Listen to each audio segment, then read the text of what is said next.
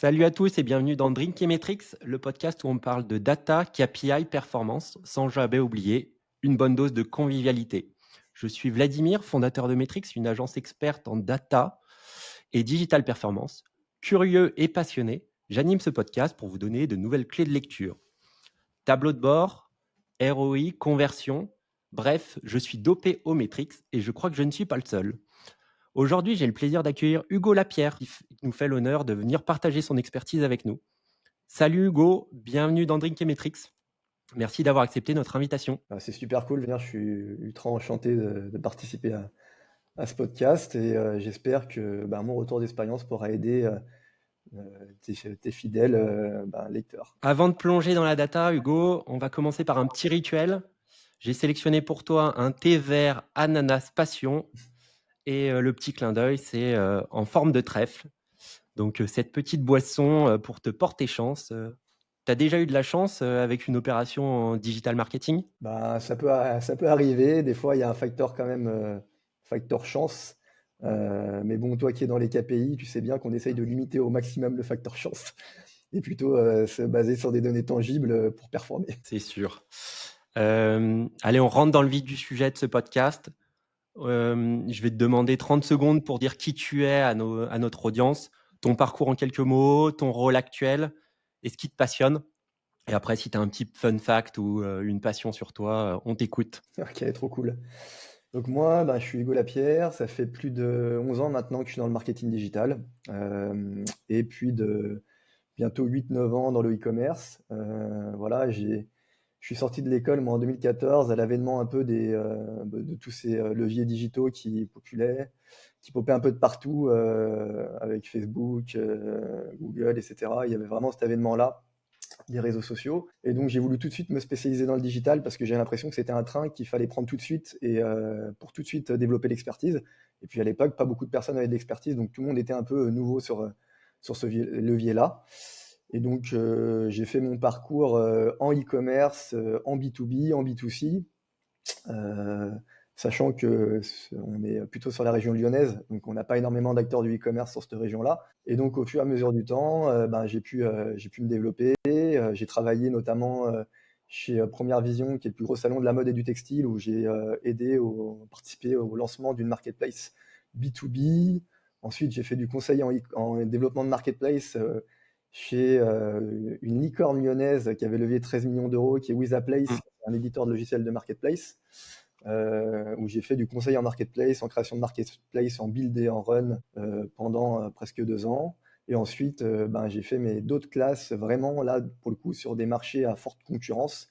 D'abord chez Wanimo, qui était un pure player e-commerce de l'animalerie en ligne, qui est un milieu déjà avec énormément de players et notamment un super concurrent qui s'appelle Amazon, qui essaye de plus en plus de gratter des parts de marché. Et après, là, depuis maintenant plus de 6 mois, je suis dans l'univers de la literie, chez malitry.com. Et donc, pareil, la literie, c'est un univers, on a des marges assez confortables, donc qui attire énormément de concurrents et de joueurs. Et donc, c'est un marché très, très, très concurrentiel, pour le coup, le plus concurrentiel que j'ai connu jusqu'alors. Et je m'éclate. Et voilà, j'ai développé un peu au fur et à mesure des possibilités, on va dire, sur la région lyonnaise, plus et par mon expertise, un vrai savoir-faire dans le e-commerce et comment opérer un peu un business e-commerce et comment manager un peu un PNL e-commerce. Voilà. Super. Une petite passion ou un fun fact sur toi qu'on ne trouverait pas sur LinkedIn? Je suis un gros méga fan de foot. J'ai plutôt tendance au taf à être quelqu'un de pneumatique, plutôt factuel, alors que dans le foot, je tombe dans l'irrationnel. Voilà un peu un trait de caractère qui va me, qui va me caractériser, alors que en réalité, je suis quelqu'un qui aime bien la nature, qui aime bien me balader, faire des randonnées, avoir des hobbies plutôt calmes, plutôt tranquilles, même si je suis quelqu'un qui est plutôt dynamique. Mais voilà, l'irrationnel du football me rattrape très rapidement le soir de match. On t'en veut pas. Euh, on parle de performance, de data avec toi, avec ton parcours. J'ai envie d'entendre aujourd'hui quand tu ouvres un dashboard le matin, C'est quoi le KPI que tu regardes le plus ou que tu regardais le plus par le passé, mais c'est quoi l'indicateur clé aujourd'hui dans ton job? Je pense qu'en e-commerce, il y en a bah, tu as forcément le volume de commandes de ton site qui va être intéressant à suivre, de savoir si tes commandes du mois ou de la semaine, c'est des commandes d'anciens ou de nouveaux clients. Je pense que c'est un métrique qui est vachement important. Heu, et puis il peut en avoir, plusieurs, hein, il y a aussi le coût d'acquisition client. Je pense que ça, clairement, aujourd'hui, c'est quelque chose qui est très important, de pouvoir mesurer combien ça nous rapporte un client et aussi, heu, de plus en plus aujourd'hui, je pense, la lifetime value. OK, Donc la lifetime value, on va plutôt la suivre à 12 mois, mais c'est un indicateur qui est très important parce que mine de rien, si ton coût d'acquisition client, heu, il est bien supérieur à ce que te rapporte un client, quand tu vas l'acquérir, tu as un problème dans ton business. Donc c'est des métriques qui sont importants à suivre au quotidien. Donc on a vraiment, bon, les performances de trafic de ton site, c'est quelque chose qui me semble en vrai et les classique. canaux d'acquisition du classique, mais Ouais, vraiment, si des choses qui ont évolué ces dernières années, je pense vraiment cette notion de coût d'acquisition client, et vraiment, de valeur vie client qui sont des choses qui sont arrivées vraiment dans notre quotidien depuis 3 4 ans et qui prennent de plus en plus de valeur. Et si tu peux me permettre un peu de sortir du scope de je ta t'en prie. de ta question, je pense que depuis l'après-Covid, ou en tout cas la période du Covid a été une période charnière pour le e-commerce parce que, bah, on avait tous été obligés de faire du e-commerce. Ceux qui en faisaient Mmh. pas, ils ont trouvé des moyens de faire du e-commerce et le e-commerce a vraiment, enfin, ça a été une année 2021 a été une année ultra faste pour le e-commerce comme jamais, on a connu ça auparavant et finalement, en fait, dans la tête des personnes qui faisaient du e-commerce ou les personnes qui sont intéressées au e-commerce, ça semblait ultra facile. En fait, tout le monde s'est dit: «Ah ouais, en fait, le e-commerce, c'est super simple». Alors qu'en réalité, c'est pas du tout ça et aujourd'hui, là, depuis 2 3 ans, avec le coût de, bah, l'augmentation de la concurrence sur le e-commerce, ça entraîne une augmentation des CPC, et ça moi, par exemple, si je peux te donner un KPI intéressant, dans mon rapport d'étonnement quand je suis arrivé chez Magitry, j'ai remarqué que sur les 2 dernières années, donc de 2023 à 2024 et de 2024 à 2025, il y a eu un fois 2 sur les CPC d'années OK. successives. Ça veut dire qu'en gros, si tu as pas un business qui est sain, qui est un business qui est dopé à la publicité, forcément, tu es en difficulté. Donc c'est important, bah, ça c'est des tu as beaucoup de basiques, mais vraiment de savoir combien te coûte l'acquisition d'un client, c'est vraiment important aujourd'hui pour savoir si ton business il est rentable, sur le long terme, quoi. Et ça, c'est ton parcours, en tant qu'e-commerçant dans différentes structures où il y avait du repeat business qui te permet d'avoir fait cette analyse un peu plus poussée? Je vais un peu Ben, en avance par rapport à d'autres, questions que je voulais te poser. Aujourd'hui, c'est quoi ta vision par rapport à ces différents canaux d'acquisition, qui prennent de la place? Quand on est e-commerçant, forcément, on fait du paid et comme tu l'as très bien dit, coût d'acquisition ne fait qu'augmenter et le coût par clic, également.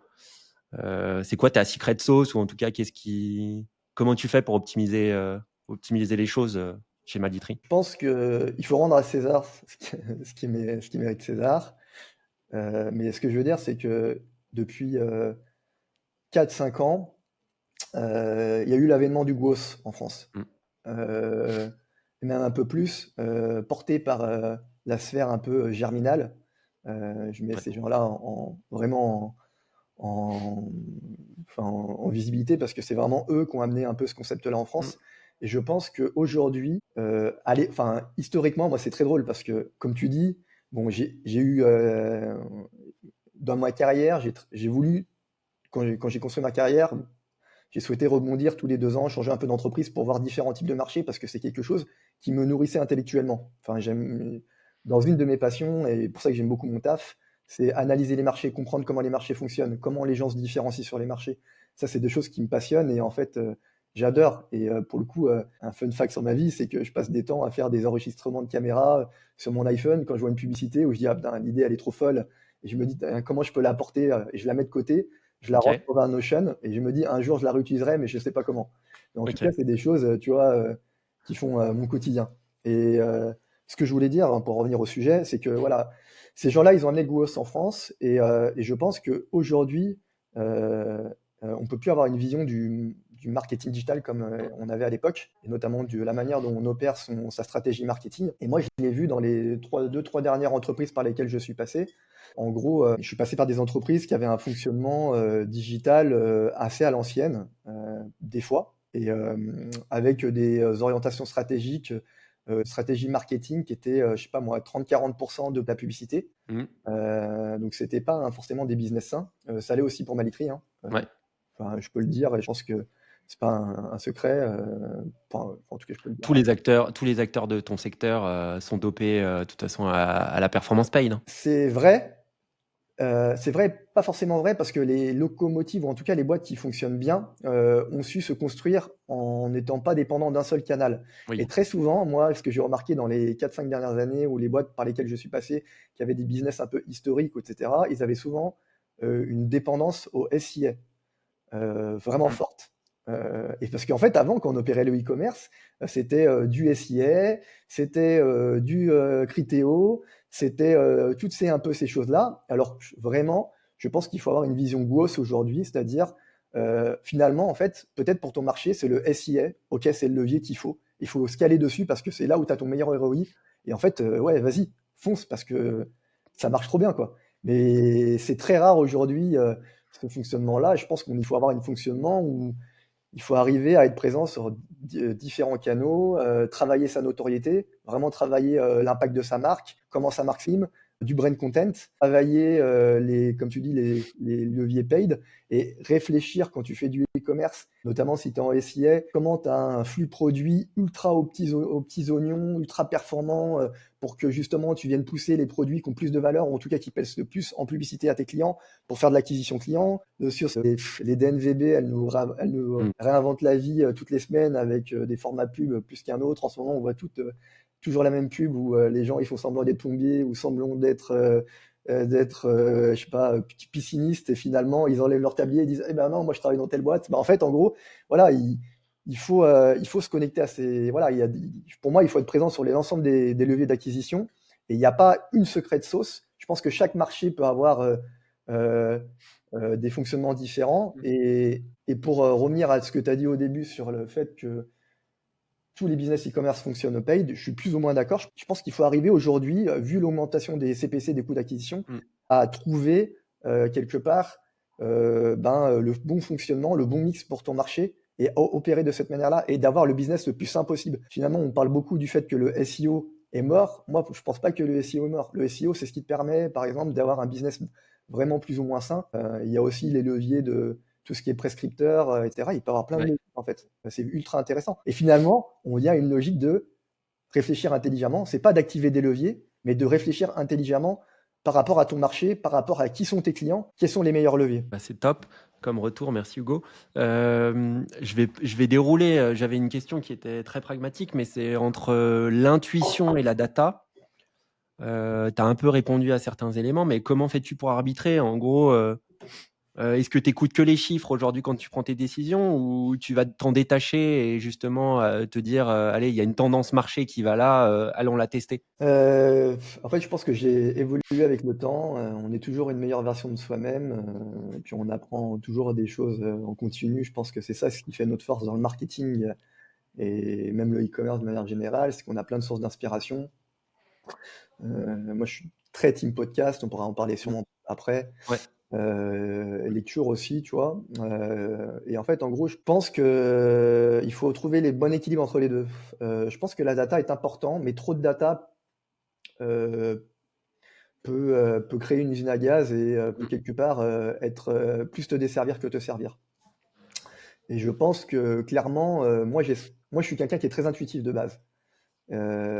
Mais j'ai, avec le temps, quand même, avec mon métier et avec les contraintes, enfin pas les contraintes, mais on va dire l'évolution de mon métier, je pense que je suis devenu un mec de Excel, je suis devenu un mec de Google Sheet, je suis devenu un mec de voilà de tout, des dashboards, etc. Et donc je m'intéresse de plus en plus à voilà, et j'essaie de mêler les deux. Par exemple, quand je vais construire ma stratégie pour mon année, je vais beaucoup me piloter sur de la data à 12 mois ou sur de la data Ok. voilà, continue. Maintenant, quand je vais opérer je sais pas moi, mon business, le paid, ben, je vais me baser sur tu vois, un blended CAC ROI qui va être à la semaine et au mois pour voir justement si ben, ma concurrence elle est forte en ce moment sur cette période. Moi, je sais aussi que dans mon marché, il y a de la saisonnalité, mais je vais aller essayer de suivre, tu vois, parce que je pense que c'est enfin, c'est une des meilleures manières de l'opérer aujourd'hui, c'est-à-dire de se construire un coût d'acquisition marketing global. Qu'est-ce que tu mets en investissement marketing sur une période? Combien de clients t'acquéris? Et vraiment de suivre ça et de voir un peu, d'amener aussi cette valeur-là pour prendre des décisions. Je pense qu'il faut trouver un équilibre entre les deux. Je pense que tu peux pas aujourd'hui monitorer à full intuition. Maintenant, si tu monitores à full data, tu vas passer à côté d'opportunités, comme tu dis. Donc il faut trouver OK. l'équilibre un peu entre les deux. Je sais pas Ouais, je si tu as suis répondu à ce que tu voulais, mais c'est non, je trouve que je suis assez partisan de ce mix entre intuition et data et j'allais également te dire, pour toi, pour toi, c'est quoi le rôle à l'avenir, de la data dans ton métier? Pour essayer de compléter, ce que tu évoques et te laisser un peu de temps. Ben, en gros, je pense que la data est aujourd'hui, c'est un trésor de guerre des fois même, je vais te dire. Parce que en gros, les historiques qui ont été des leaders sur des marchés, ils ont des bases de données incroyables. Ouais. Ils ont une compréhension, je pense, de l'évolution d'un marché qui leur donne des coups d'avance si ils mettent bien en face des bonnes structures data. Mmh.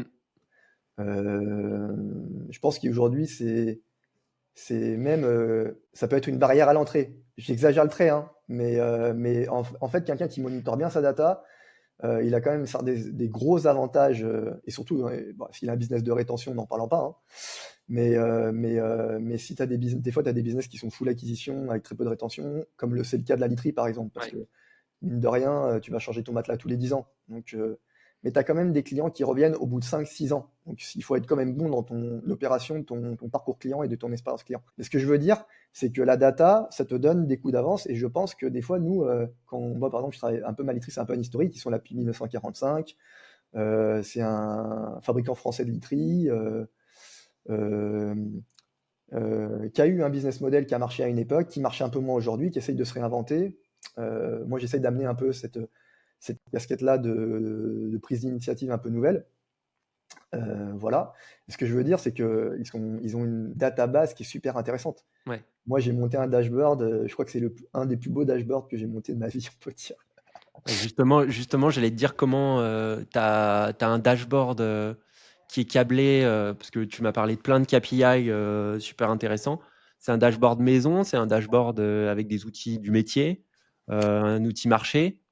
Alors, Tu peux nous en aujourd'hui, dire plus sans être, ouais, ouais, bien sûr, mais sans dévoiler des franchement, choses j'ai confidentielles? aucun souci à partager un peu mon stack technique. C'est pas le stack technique le plus incroyable, mais il a mérite de fonctionner. En gros, il n'y avait pas une énorme culture data et il n'y avait pas une énorme culture suivi performance chez Malitri, enfin, je trouve.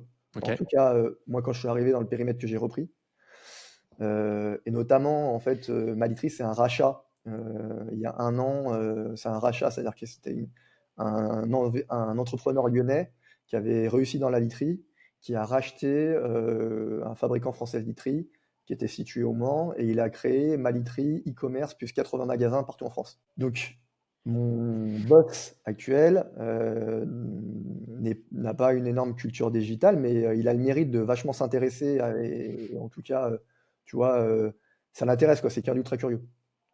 Et donc, pour le coup, ce que je veux dire, c'est que j'ai un rôle de transition et de transformation digitale aussi par rapport à mon dirigeant et aux Mmh. équipes du siège. Et donc, en gros, je ne pouvais pas du jour au lendemain poser une Rolls-Royce et dire on va partir sur ça. J'ai fait une transition où j'ai monté un dashboard. Mon dashboard, il se construit comment? Il se construit avec de la data un peu dynamique, de GA4, de Google Ads, de Facebook Ads, de toutes les plateformes publicitaires que je viens brancher avec un Supermetrics. Ouais. Sans oublier le SEO avec la Search Console, bien entendu. Et après, je vais venir construire de la donnée en fait, j'ai réconcilié de la donnée omnicanal. Alors que moi, j'ai de la donnée aujourd'hui magasin dans un ERP dédié au magasin et la donnée e-commerce dans mon PrestaShop parce qu'on travaille sous PrestaShop. OK. Et donc, en gros, j'ai consolidé les deux dans des Google Sheets. Et vu qu'avec Supermetrics, j'agrège de la donnée dans Google Sheets, j'arrive à croiser les deux. Et j'ai mis en place des automatisations pour que chaque semaine, ils viennent mettre à jour la donnée. Donc moi, la donnée, on va dire omnicanal, je la reconstruis en local et je la réintègre dans Google Sheets. Et après, la donnée, on va dire, omnicanal, elle est full dans Google Sheet avec la donnée de perf, digitale. Et après, je vais agréger ça dans un data studio où je vais avoir ma Super. perf standard de site, ma perf, magasin, avec vraiment une vue à year to year. Tu peux même remonter à 2-3 années de performance magasin pour comprendre pourquoi un magasin plus qu'un autre fonctionne. La vision e-commerce, pareil, avec vraiment le funnel de full acquisition e-commerce, du listing, enfin de la home, en passant par le listing e-commerce, en passant par une page produit, des ajouts paniers, le tunnel d'achat et les commandes. Et enfin, une vision vraiment performance, publicitaire avec un suivi, des coûts d'acquisition par levier. Voilà, et une vision un peu globale sur mes petits KPI de fidélité. Mais eux, ils sont un peu statiques parce qu'ils sont calculés à 12 mois. Et voilà, mais ça nous donne une vision exhaustive assez intéressante pour venir J'ai nourrir. bien aimé l'approche modeste en disant ouais, j'ai une petite stack technique, mais elle est bien picousée à la data et elle est branchée de partout. Donc Ouais, déjà, c'est un beau job depuis ton arrivée là-bas. c'est gentil, Euh, mais tu vois, je dis ça, ce que je veux dire, c'est qu'aujourd'hui, c'est des super outils euh, pour faire des choses encore plus intéressantes.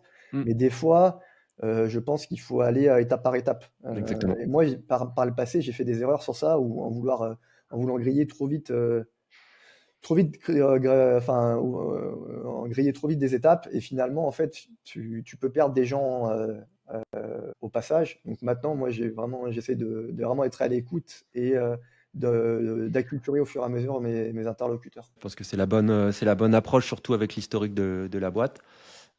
C'est top, Hugo, merci. On sent que tu es un vrai passionné et tu l'as évoqué déjà. Tu as forcément des références, ou que ce soit livre ou podcast, une ressource que tu recommanderais à notre audience, qui t'inspire, en tout cas qui t'a fait gapper ou progresser. Ben, pour le coup, sur les podcasts, moi j'aime beaucoup les podcasts du panier, c'est très Mm. standard, hein, mais sur le e-commerce, le panier e-commerce, je trouve que Laurent Crête, si je dis pas de Ouais, bêtises, qui a un podcast très intéressant. Et pour le coup, il a invité plein d'interlocuteurs différents du e-commerce, des personnes établies, des personnes des DNVB, etc. Et des fois, enfin, t'apprends si tu comprends un peu l'envers du décor, parce que tu arrives à te mettre à la place de la personne, tu comprends certaines subtilités qu'il présente. Voilà, j'ai en tête aussi enfin, enfin, certains podcasts. Il y en a un qui était super intéressant aussi. Des fois, il fait des match-up avec Shopify ou PrestaShop, et ok. tu viens percevoir un peu certains sujets. J'aime aussi l'effet marketing. Alors, c'est un podcast qui est jeune, qui a 3-4 ans, qui est animé par une Lyonnaise.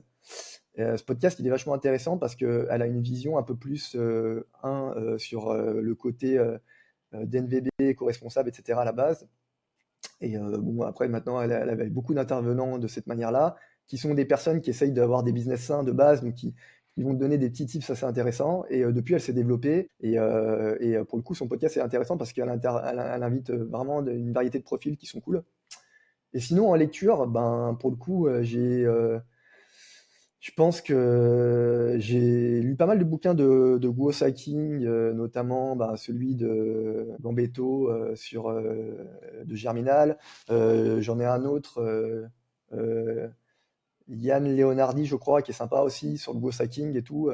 Bon, au moins, ça m'a permis, moi, de prendre un peu ce virage du Guos et de mieux comprendre un peu les indicateurs qu'il présentait. Et je trouve que c'est une vision qui semble presque enfin, on a toujours utilisé le marketing de cette manière-là, mais aujourd'hui, Mm. elle semble assez évidente en fait quand tu viens du market, eh ben, à la mettre en place. Et il y a un autre bouquin, je pense, qui est vachement important aujourd'hui, c'est c'est le bouquin de branding de Simon Sinek sur le why, le pourquoi. Je pense Ouais, que vraiment, les marques devraient de plus en plus se poser cette question, parce qu'aujourd'hui, avec l'augmentation des coûts d'acquisition, en fait, finalement, ce qui est important, c'est ton produit, c'est ta proposition de valeur.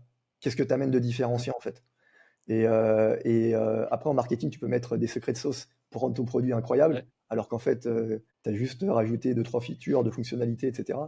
Pour te donner l'exemple, dans la cosmétique ou dans la literie aussi, en e-commerce aujourd'hui, tu as beaucoup l'aspect de la personnalisation du parcours avec le questionnaire au début. Oui. C'est quoi votre type de peau, ou quel type de dormeur êtes-vous? Ça, c'est des trucs un peu basiques qui vont améliorer ton parcours client, et cetera. Vraiment se poser la question de pourquoi, c'est quoi ta mission, qu'est-ce que tu veux développer et tout, c'est vachement important aujourd'hui et je pense que ça aide les marques à se différencier et à créer du brand content de qualité. OK, top. Merci Hugo. Ça va être la dernière question, mais avant de se quitter, je vais te demander une punchline sur la data ou sur ton expertise. Si tu devais résumer en une phrase ta vision de la data, de la performance, ce serait quoi? Pas facile. Ouais, c'est l'exercice de style final. Heu Sur la data, je pense que, je dirais que, ouais, pas facile, j'ai réfléchi comme ça, pour la performance d'une manière générale, moi j'ai une punchline que j'ai gardée sur mon profil, que j'ai mis à LinkedIn il y a 10 ans. C'est une punchline d'Olly Lilly, que je vais pas la dire parce qu'elle est en anglaise, elle est en anglais et j'ai pas envie de me croûter avec mon accent français. Mais en gros, le fond de la pensée c'est de dire: «Les stratèges qui ne savent pas décoder, les signals des ennemis, vont à leur perte». Et en gros, c'est vachement important aujourd'hui. Pourquoi? Parce que, bien sûr, de copier les concurrents, ça ne rend pas ta marque différent Mmh. et de se nourrir de concurrents ou de personnes dans des marchés subsidiaires et comme aujourd'hui on a des super marques, de super business en France, je vais en donner deux trois comme ça. Ouais, vas-y. C'est que les gars de La Fourche, Oui. dans le business du bio, c'est incroyable ce qu'ils font. Les mecs, ils sont super smart, et cetera. Les mecs du fourgon, sur, Ouais. la réintégration de la livraison sous verre, c'est incroyable ce qu'ils font. Enfin, il y en a plein des mecs comme ça en France qui sont ultra smart de qui on peut aller chercher des super idées, super insights. Je donnerais aussi à Alma, qui est de l'assurance pour animaux. Quand je travaillais dans l'animal en ligne, ils avaient recruté un head of growth qui est vachement smart aussi. Ces gens-là, tu vois, c'est de savoir s'intéresser un peu aux concurrents et de suivre un peu tout ça.